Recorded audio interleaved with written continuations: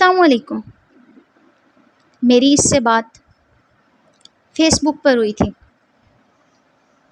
مگر میں ہمیشہ اگنور کرتی تھی۔ میرا بڑا بھائی فیس بک کے بہت خلاف تھا، تو اسی لیے میں فیس بک بہت کم استعمال کرتی تھی۔ اس نے مجھے بہت فورس کیا کہ میری دوست بن جاؤ، صرف دوست، اس کے آگے کچھ بھی نہیں۔ میں اس سے بہت کم بات کرتی تھی، پر اس کا اتنا اچھے سے میرے ساتھ پیش آنا مجھے بہت متاثر کرتا تھا۔ پھر بات گہری دوستی پر پہنچ گئی۔ میں لڑکی ہو کر بھی سب کچھ سچ بولتی، مگر اس نے مجھ سے کبھی سچ نہیں بولا تھا۔ اتنی عزت کوئی مرد کسی عورت کو نہیں دے سکتا جتنی عزت اس لڑکے نے مجھے دی۔ ہماری بات ہوتے ہوتے فیس بک سے واٹس ایپ پر پہنچ گئی۔ ہماری دوستی اتنی گہری ہو گئی، ہمارا ایک دوسرے کے بنا ایک منٹ بھی گزارا نہیں ہوتا تھا۔ میرے کزن بھی ہمارے بارے میں سب کچھ جانتے تھے۔ وہ انگلینڈ میں رہتا تھا، ٹائم کا وہاں بہت فرق تھا۔ وہ اپنے بستر سے بعد میں اٹھتا تھا، پہلے مجھے میسج کرتا تھا، پھر ناشتہ بناتے بناتے، کام پر جاتے ہوئے بھی بات کرتا، کیونکہ کام کے دوران کال پر بات کرنا اس کے لیے بہت مشکل ہوتا تھا۔ پھر رمضان آ گیا، اس نے مجھے کہنا، نماز پڑھو، روزہ رکھا کرو۔ مجھے تو کام کی وجہ سے ٹائم نہیں ملتا۔ مجھے اس کی یہ باتیں اس کا دیوانہ بنا گئی تھیں۔ جب جمعہ کا دن آتا، اس نے مجھے کہنا کہ چلو شاباش اٹھو، جلدی سے نماز پڑھو، اس کے بعد مجھے میسج کرنا۔ میری آنکھیں اسے بہت پسند تھیں، وہ ہمیشہ میری آنکھوں کی تعریف کرتا رہتا تھا۔ ماہ رمضان گزرا تو عید آئی، اور عید کے روز اس نے مجھے تھوڑی سی لیٹ کال کی، کہتا کہ نماز پڑھی، پھر وہ دوست کے پاس چلا گیا۔ اس دن میں اس سے بہت ناراض ہوئی، لیکن پھر عید کا دن تھا تو اسی وجہ سے میں جلدی مان گئی۔ میرا اور اس کے ساتھ بہت اچھا وقت گزر رہا تھا۔ میں جب بھی ناراض ہوا کرتی تھی تو نیٹ آف کر دیا کرتی تھی۔ اکثر وہ مجھے کہتا تھا کہ تم ناراض ہو جاتی ہو، اگر میں مر گیا تو تمہیں کیسے پتہ چلے گا؟ تو میں اسے کہتی تھی کہ کوئی کسی کے لیے نہیں مرتا۔ پھر اس کے بعد میں نے اس سے کہا کہ چھوڑ دو مجھے بے نام رشتے میں نہیں رہنا۔ پھر اس نے کہا مجھے تم سے محبت ہے۔ پھر وہ ساتھ ہی مجھے کہنے لگا کہ تم لوگ آؤٹ آف فیملی شادی کرتے ہو؟ میں نے اسے جواب دیا کہ ہاں ہم کرتے ہیں۔ پھر وہ چند دن میں بدلنے لگا، ٹائم دینا کم کر دیا، اور کہتی تھی کہ میں تب تک تمہارے ساتھ ہوں جب تک تمہیں میری ضرورت ہے۔ وہ کہتا کہ پیار میں ضرورت نہیں بلکہ ساتھ کی ضرورت ہوتی ہے۔ مجھے اس کے لفظوں سے عشق ہو گیا تھا۔ پھر میں ایک دن اس سے ناراض ہوئی کہ مجھے چھوڑنے کی بات کی تھی اس نے۔ میرا دل چاہتا کہ میں تمہیں چھوؤں۔ مجھے اس کی بات پر بہت غصہ آیا۔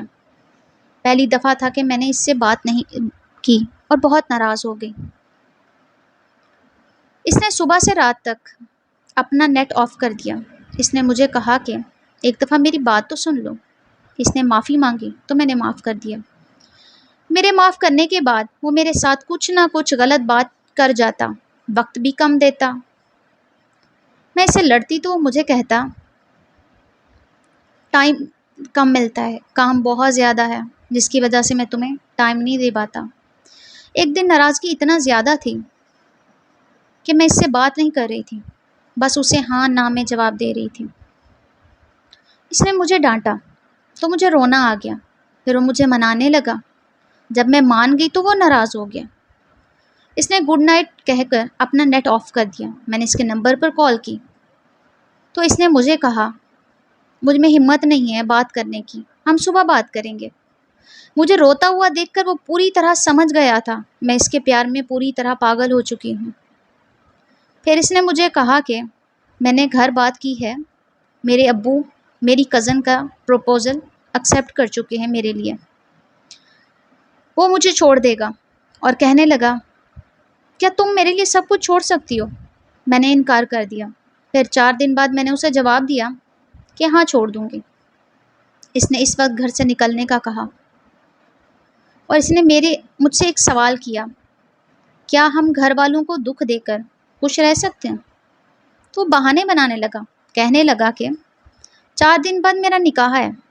میرے لاکھوں منتوں ترلوں کے باوجود بھی وہ لڑکا مجھے چھوڑ گیا۔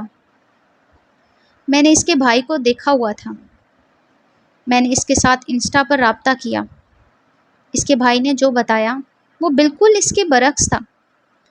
وہ جو مجھے بتاتا رہا کہ میرا 4 دن بعد نکاح ہے، اس کے بھائی نے مجھے بتایا کہ ایسی تو کوئی بات نہیں ہے گھر میں، اور نہ ہی میرے بھائی کا نکاح ہو رہا ہے۔ جب میں نے اس سے رابطہ کیا تو میں نے اسے بتایا کہ میں نے تمہارے چھوٹے بھائی سے بات کی ہے۔ اس نے مجھے بتایا تمہارا کوئی نکاح نہیں ہو رہا اور نہ ہی تمہارے نکاح کی بات ہے۔ جب میں نے اس سے یہ سب بتایا تو وہ صاف مکر گیا۔ اس نے مجھے برا بھلا کہا، مجھے گالیاں دی۔ یہ سب کرنے کے بعد اس نے مجھے بلاک کر دیا۔ اس کی آئی ڈی میرے پاس تھی، حتیٰ کہ اس نے واٹس ایپ میسج پر بھی بات نہیں کی۔ پھر بھی میں نے اسے کہا کہ میں تمہیں معاف کرنے کو تیار ہوں، مگر وہ نہیں مانا۔ اس نے اپنے دل پر پتھر رکھ لیا تھا۔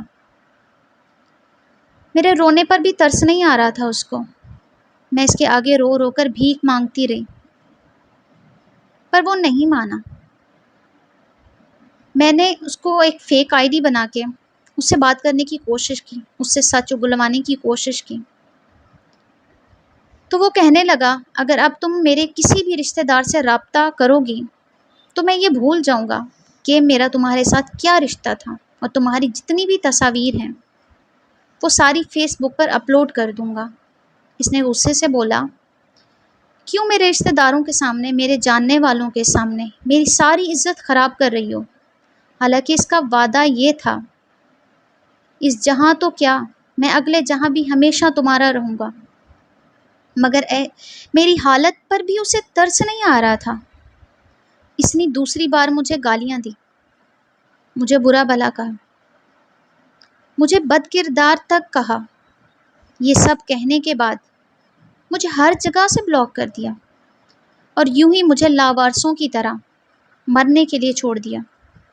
آج میں 22 سال کی عمر میں ہائی بلڈ پریشر کی مریضہ بن چکی ہوں، اچانک سے بے ہوش ہو جاتی ہوں۔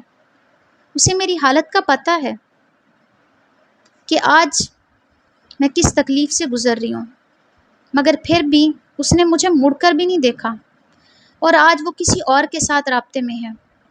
میں اس کے دوسرے نمبر پر میسج کیا، اس نے مجھے پہچاننے سے صاف انکار کر دیا، اور تو اور اس نے اپنے گاؤں میں کا نام بھی مجھ سے جھوٹ بولا تھا۔